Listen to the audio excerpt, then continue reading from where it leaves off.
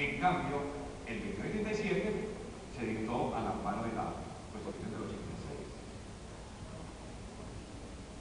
O sea que jurídica y constitucionalmente hay que adecuar el 2277 a la Constitución política de Colombia, pero no en los términos del 1278. Hay problemas de los maestros del 2277. Por ejemplo, el escalafón del 2277 nos quedó pequeñito. Se han ido 120.000 maestros estacionados en el grado 14 con un promedio de antigüedad sobre el grado 14 de 10 años. Se nos han ido 120.000 maestros. Hoy mismo tenemos estacionados en el grado 14 65.000 maestros y vienen 50.000 maestros, 55.000 maestros de grado 13 listos para entrar al grado 14. Y ahí esos maestros quedamos estacionados. Ese es un problema. Un problema del 2277 es que nuestro escalafón no estimula el estudio, la investigación. Miren que da la misma cosa en el 2277. Hacer el esfuerzo por obtener una especialización es igual a obtener una maestría o a obtener un doctorado. ¿Verdad? A uno le dicen, tráigame el posgrado, especialización o doctorado o maestría. Se lo valgo por 3 años de ascenso en el escalafón de homologación y después no se lo valgo para el último grado. Un problema. Un problema de los maestros del 1278. Esa maldita evaluación de competencias. Que esa cosa es, como se le hemos dicho a las ministras Cecilia María y a la actual María Fernanda, esa es una trampa. Ese es un engaño. Y entonces por ahí hay algunas personas que dicen, eso lo podemos resolver si dictamos una ley para bajar del 80% de los resultados al 60% como el mínimo. No, ese no es el problema. Este no es. Porque entonces te ponen 5 mami. El problema, compañeras y compañeros, y eso lo saben los maestros. El problema es que hacen la evaluación, colocan la prueba de competencias y aplican para calificar el método de Rach. Ese. El que saque el primer puntaje ahí ese 100. Por eso unos maestros se ilusionaron algún día. Saqué 100. Dijeron, oye, anularon 2 preguntas que me fueron mal en esas 2 preguntas, las anularon. Entonces, si anularon esas 2 preguntas que me fueron mal, pues obviamente mi calificación yo quedé en el 79.9% y al anular esas 2 calificaciones yo llego al 80%. Y metieron tutela y armaron un diarrero, una cosa. Y pecó de las 8 veces que hemos ido a hablar con la Comisión Nacional de Servicio Civil, el tema fundamental de nuestras discusiones son los maestros del 1278. Allí no vamos a hablar del 2277. Vamos a hablar de los temas del 1278. Y cuando llegamos y leemos, aquí hay unas tutelas, el doctor Frido de Valle dijo, profesor, es que ustedes creen que están calificando con el método del promedio. O sea que ustedes califican cada pregunta, suman las calificaciones, lo dividen y sale el promedio. No, señor. Nosotros no estamos aplicando el método promedio, sino el método Rach. Que yo ni le entendí bien, pero algo se me quedó.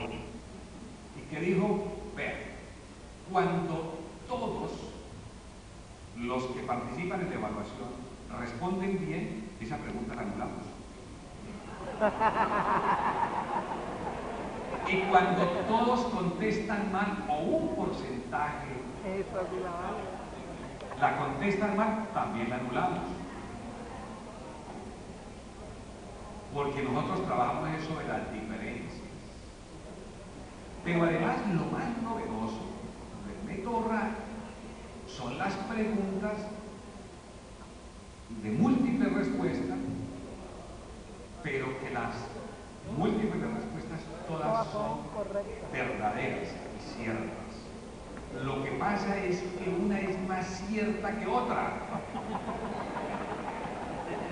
Y ahí tengo que admitir que ahí hay una subjetividad terrible, porque que sea más verdadera que las otras tiene un componente muy fuerte de subjetividad ideológica, académica, y entonces si un docente responde como no quiere que responda el evaluador, ese docente queda condenado de muerte, y si contesta dos preguntas igual peor, y así.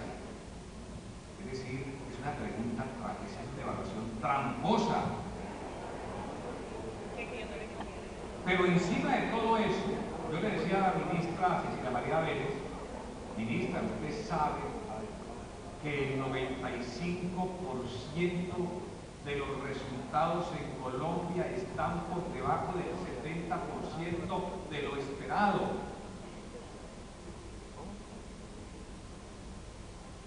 Entonces, cuando usted tiene ese promedio y aplica la campana de Gauss, son poquísimos los maestros que van a pasar la evaluación de desempeño. Entonces, unan método RAS, campana de Gauss, y entonces con esos dos instrumentos, lo que hace el gobierno es decir: yo tengo 1.000 pesos para que asciendan 500 maestros, y organiza la disponibilidad presupuestaria. Y entonces burlan a la inmensa mayoría de los maestros que van esperanzados, ¿verdad?, a la evaluación de competencias. Los terminan burlando. Usted, la ministra de Educación, dijo: no te preocupes, que para que clasifiquen a algunos maestros y no queden mal, yo muevo la campana de Gauss un poquito para que